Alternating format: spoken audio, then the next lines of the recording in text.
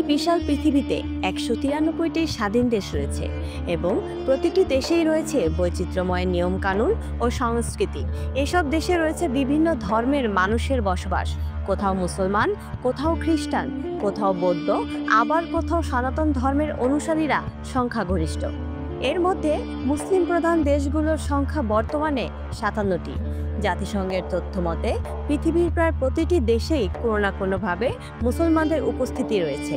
তবে এমন কিছু দেশও আছে যেখানে মুসলমানদের ধর্মীয় কার্যক্রম কঠোরভাবে নিয়ন্ত্রিত, এমনকি কোনো কোনো ক্ষেত্রে ইসলাম প্রচারের প্রচেষ্টা মৃত্যুদণ্ডের কারণ হয়ে দাঁড়ায়।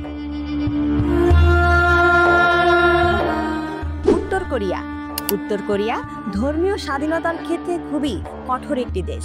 এখানে সরকারিভাবে ধর্ম পালনের ওপর সীমাবদ্ধতা আরোপ করা হয়েছে এবং দেশের মানুষদের মধ্যে ধর্মীয় বিশ্বাসকে কঠোরভাবে নিয়ন্ত্রণ করা হয়। এখানে ইসলাম সহ যে কোনো বিদেশি ধর্ম প্রচার পুরোপুরি নিষিদ্ধ। ধর্মীয় কার্যক্রমকে রাজনৈতিক শত্রুতা হিসেবে দেখা হয় এবং ইসলাম প্রচার করলে মৃত্যুদণ্ড সহ কঠোর শাস্তি দেওয়া হতে পারে। মিয়ানমার, এখানে মুসলমানরা ধর্মীয়ভাবে মারাত্মক নিপীড়নের শিকার। রোহিঙ্গা মুসলিমদের ক্ষেত্রে ইসলাম চর্চা ও প্রচারের জন্য ভয়াবহ নির্যাতন, এমনকি গণহত্যার মতো চরম পদক্ষেপ নেওয়া হয়েছে।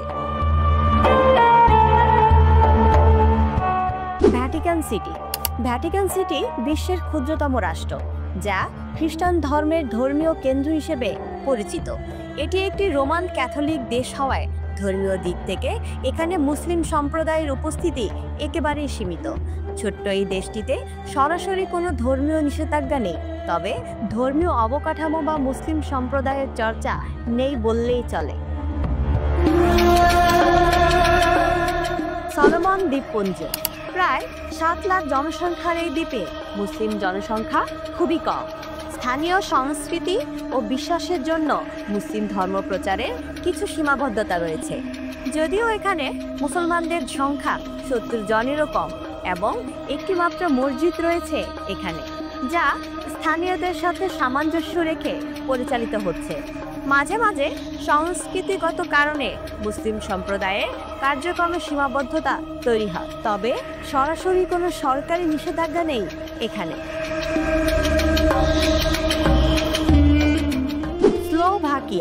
স্লোভাকিয়া ইউরোপের একমাত্র দেশ যেখানে কোনো মসজিদ নেই। এখানে মুসলিম জনসংখ্যা সীমিত হওয়ায় মসজিদ নির্মাণ করা হয়নি। এটি একটি খ্রিস্টান প্রধান দেশ এবং সরকারি পর্যায়ে ধর্মীয় কার্যক্রম সীমিত রাখার কিছু বিধান রয়েছে, তবে স্লোভাকিয়ার সরাসরি ধর্মচর্চায় বাধা নেই এবং এখানে মুসলিম সম্প্রদায়ের ছোট্ট পরিসরে ধর্মীয় চর্চা অনুমোদিত।